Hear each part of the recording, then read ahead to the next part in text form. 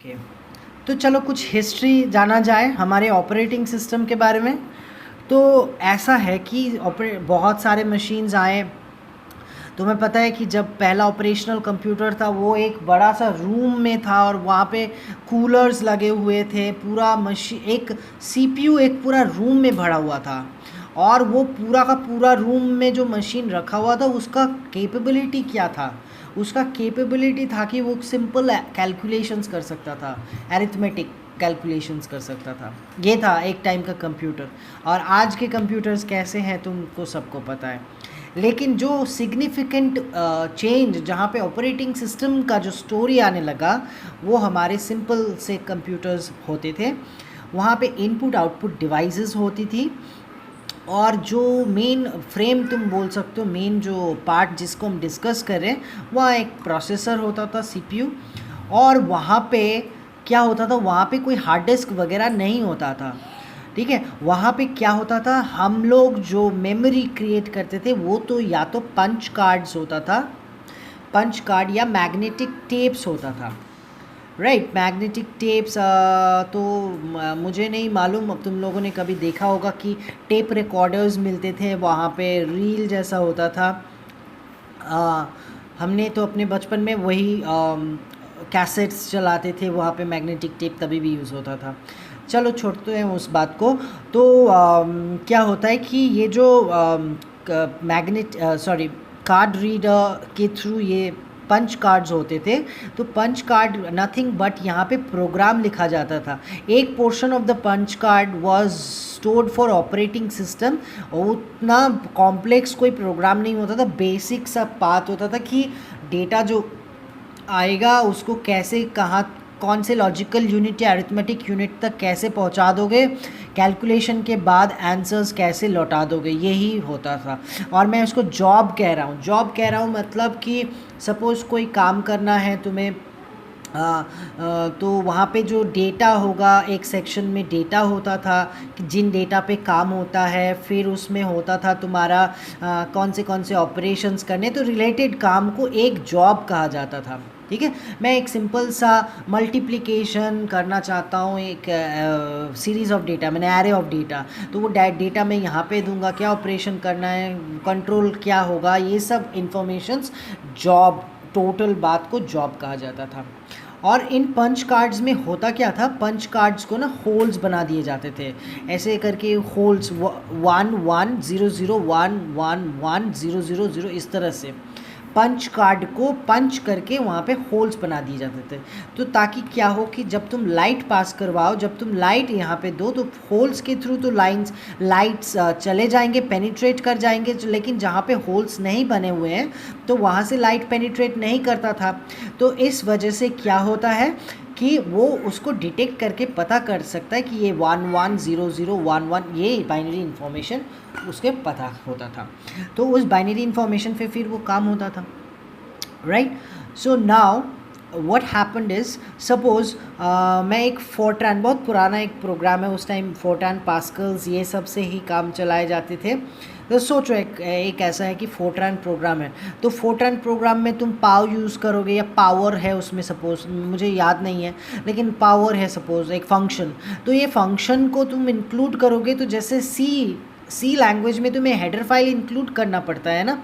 तो फिर तुम अगर ये फंक्शन को तुम्हें रन करना है तो इसके सपोर्टिंग जो फाइल है उसको भी तो तुम्हें लोड करना पड़ेगा तुम्हारे पंच कार्ड के अंदर, है ना। सो इस तरह से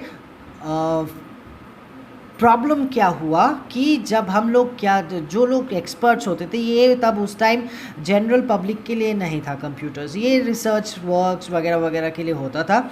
तो वो लोग क्या करते थे, पंच कार्ड में ऑपरेटिंग सिस्टम का तो कोड्स बनाते ही थे, फिर एक जॉब एक्यूमुलेट करके, एक या दो या जो भी जॉब्स हैं, क्योंकि मेमोरी बहुत छोटी सी होती थी, बहुत ही ज़्यादा छोटा, और फिर उस जॉब्स को वो बाइनरी करके फिर उसको आउटपुट लेते थे। आउटपुट भी क्या, पंच कार्ड ही होता था, उन पंच कार्ड में आउटपुट भी वो लोग बर्न करके 1010 करके, तो पंच कार्ड से ही इनपुट, पंच कार्ड से ही आउटपुट। या फिर मैग्नेटिक टेप, तब उस टाइम पे सोचो ऐसा है कि वो तब हाई लेवल का टेक्नोलॉजी था, तो वहाँ पे certain shade of magnetic thing use to denote one and another certain shape use to denote, तो वो जो मैग्नेटिक मटेरियल्स का अलाइनमेंट से वो 1 और 0 डिसाइड होता था।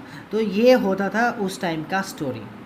लेकिन प्रॉब्लम ये होता था कि सपोज़ तुमने एक फोर्ट्रान प्रोग्राम दिया, फिर तुमने एक पास्कल प्रोग्राम दिया, फिर तुमने एक फोर्ट्रान प्रोग्राम दिया, फिर तुमने 2 पास्कल प्रोग्राम्स दिए। इस तरह से तुमने बहुत सारे पंच कार्ड्स बना दिए और उनको एक के बाद एक दे रहे हो। तो देखो, अगर तुम्हें फोर्ट्रान प्रोग्राम रन ही करना है इसके बाद फिर, तो यहाँ पे भी तो वो हेडर फाइल्स सब पंच कार्ड में डालने होंगे, और वही काम तुम्हें फिर पास्कल प्रोग्राम में सब हटा के पास्कल का हेडर फाइल डालना पड़ेगा, है ना। फिर से फोर्ट्रान प्रोग्राम आया तो फिर से ये हटा दो, फिर से फोर्ट्रान ये कर दो। तो एक इम्प्रूवमेंट ये आया simple batch system. Simple batch system कह रहा है कि एक काम करो, एक मैनुअल पर्सन को रखते हैं, एक ऑपरेटर को रखते हैं जो बैचेस बनाएगा, जो सिमिलर टास्क। अगर फोर्ट्रान के काम है तो अगर मेरे पास मेमोरी है तो मेमोरी में जॉब 1 छोटे छोटे जॉब्स हैं, तो जॉब 1, जॉब 2, जॉब 3, जॉब 4 सबको एक ही जगह, ताकि मुझे फोर्ट्रान का जो हेडर फाइल है वो बार बार लोड करने की ज़रूरत ना पड़े। ये है स्टोरी, ठीक है। सो तो बैचेस बना के क्या करते थे कि अच्छा हो सकता है तुम्हारा जॉब जो है हैवी है, तो फिर शायद इतना मेमोरी तो बहुत लिमिटेड था, तो शायद वहाँ पे ना अटे, तो शायद वहाँ पे हेडर फाइल तो दिया तुमने फोर्ट्रान का और एक ही जॉब अटा, ठीक है, कोई बात नहीं। लेकिन अगर स्पेस है तो जितने अट सकते हैं। तो इस तरह से बैचेस बनाए जाते थे। एक ह्यूमन ऑपरेटर होता था जो इनको डिसाइड करके फिर पंच कार्ड्स को रेडी करते थे और फिर ये काम होता था। बहुत पुरानी बातें हैं, लेकिन ये यूनिप्रोसेसर सिस्टम था, एक टाइम पे एक ही काम, ऊपर से कितने लिमिटेशन है देखो। और ये इंटरैक्टिव नहीं था, बिल्कुल इंटरैक्टिव नहीं था। का मतलब क्या है, सपोज़ तुम एक सॉफ्टवेयर इंस्टॉल कर रहे हो, तो जब जब स्टेप्स आगे बढ़ता जाता है कंप्यूटर तुम्हें बताता है, now do you want to save it here और there, do you want to delete that file this. तो क्या होता है, तुम अगर एटीएम में जाते हो, एटीएम में भी तुम एटीएम कार्ड डालने के बाद तुम पिन डालते हो, फिर वो ये कहता है कि तुम्हें कैश विड्रॉ करना है, ये करना है, वो कर। तो वो इंटरैक्टिव मशीन है। That is I will tell you something, you will same time. ये वैसा नहीं, वो कहता है कि तुम पंच कार्ड्स में सारे डिटेल्स भर के मुझे दे दो। अब पता नहीं अगर एरर हुआ नहीं हुआ तो मुझे नहीं मालूम, मैं तो एकदम लास्ट में ही तुम्हें बता सकता हूँ, ठीक है। तो ये बहुत स्लो प्रोसेसेस थे। और फिर अगला जो टेक्नोलॉजी आया वो क्या है, चलो उसके बारे में जानते हैं। ओके, सो नेक्स्ट टेक्नोलॉजी जो आया वो है स्पूलिंग के बारे में। स्पूलिंग, जब हार्ड डिस्क डिस्कवर हो गया तो ये पूरा रेवोल्यूशनरी ले आया पूरे सिस्टम में। और अभी जानते हो तुम क्या टेक्नोलॉजी माने क्या कर सकते हो तुम अपने कंप्यूटर में। लेकिन वो कौन सी बात है जो सिंपल बैच सिस्टम में प्रॉब्लम क्रिएट कर रहा था, जिससे स्पूलिंग ठीक कर रहा है, वो देखते हैं। तुम्हें पता है तुम्हारा जो इनपुट आउटपुट डिवाइस है, कीबोर्ड हो, माउस जो भी हो, वो लोग इलेक्ट्रॉनिक डिवाइस, वो डिजिटल डिवाइसेस नहीं है, तो कुछ सिग्नल्स जनरेट करते हैं। लेकिन तुम्हारा जो सीपीयू है वो डिजिटल है, डिजिटल बाइनरी में काम करता है। 1010 बहुत ज़्यादा फास्ट होता है। सोच लो ये ऐसी बात है कि अभी का अगर कंप्यूटर में पकड़ूँ तो 2.3 गीगाहर्ट्ज़ तो आराम से मशीन मिल जाता है। गीगाहर्ट्ज़ माने 10⁻⁹, दैट इज़ 2, 3, 8 ज़ीरोज़ लगा लो, है ना। 1 2 3 4 5 6 7 8। सो एक सेकंड में तुम्हारे कंप्यूटर के अंदर जो क्लॉक होता है वो इतना टाइम्स अप डाउन कर चुका होता है। और याद रखना, एक प्रोग्राम का एक इंस्ट्रक्शन, जैसे मैंने कहा था printf हेलो, वो एक इंस्ट्रक्शन है। वो लगभग 3 या 4 क्लॉक पल्स में एक लाइन ख़त्म कर लेता वो काम। कैन यू इमेजिन कि कितने सारे लाइन्स ऑफ इंस्ट्रक्शन या कितने सारे प्रोग्राम्स एक सेकेंड में कंप्यूटर रन कर सकता है हमारा डिजिटल। लेकिन ये इनपुट आउटपुट डिवाइस बहुत स्लो होता है। कीबोर्ड हो, तुम कीबोर्ड से प्रेस कर रहे हो, वो तुम्हारे लिए जो फास्टेस्ट जो टाइप कर सकता है, सीपीयू के लिए वो सोचो कि वो 1000 साल स्लो है, ऐसा बात है कि तो एक होता क्या था, ये बैठा रह जाता था सीपीयू और इतना टाइम वेस्ट होता था कि वो उसका जो कैपेबिलिटी है वो कभी उसे इस्तेमाल ही नहीं कर पाता था, right. So then came our spooling. Spooling ने क्या किया, स्पूलिंग ने एक चीज़ बनाया जिसे कहते हैं हार्ड डिस्क। तो जैसे कि पहले इनपुट आउटपुट आता था, सीपीयू में आता था, फिर रैम में काम होता था, इस तरह से, राइट।